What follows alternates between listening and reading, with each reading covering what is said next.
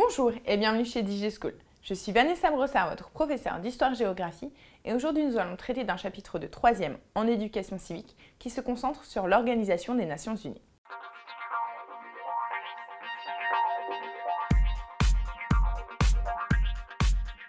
Alors, tout d'abord, nous allons présenter l'Organisation des Nations Unies par ses différents organes. D'une part, le Conseil de sécurité.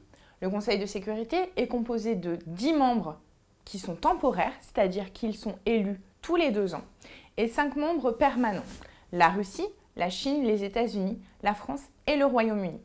Le Conseil de sécurité est chargé de voter les résolutions dans les pays en cas de conflit.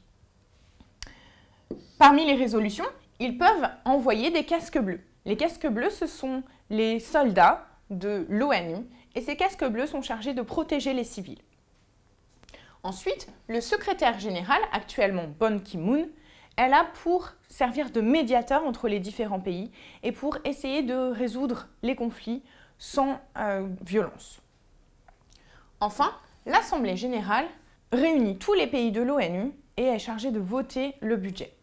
D'autres organisations existent à l'intérieur même de l'ONU, comme la Cour internationale de justice ou l'UNESCO. Le Conseil de sécurité peut voter des résolutions lorsqu'il y a un conflit dans le monde. Il peut demander un cessez-le-feu ou faire un embargo, c'est-à-dire interdire l'arrivée ou le départ de produits venant d'un pays particulier. Il peut demander l'intervention des armées des États membres ou alors utiliser les casques bleus. L'ONU est donc chargée de maintenir la paix dans le monde parmi d'autres objectifs. Elle est donc présente dans plusieurs endroits dans le monde, comme à Haïti, à la suite de la guerre civile, ou en Libye. Cependant, l'ONU a quelques difficultés. Elle a des difficultés pour imposer la paix, notamment par exemple en Syrie. Mais également, la deuxième difficulté, c'est l'existence d'un droit de veto, que les membres du Conseil de sécurité qui sont permanents possèdent.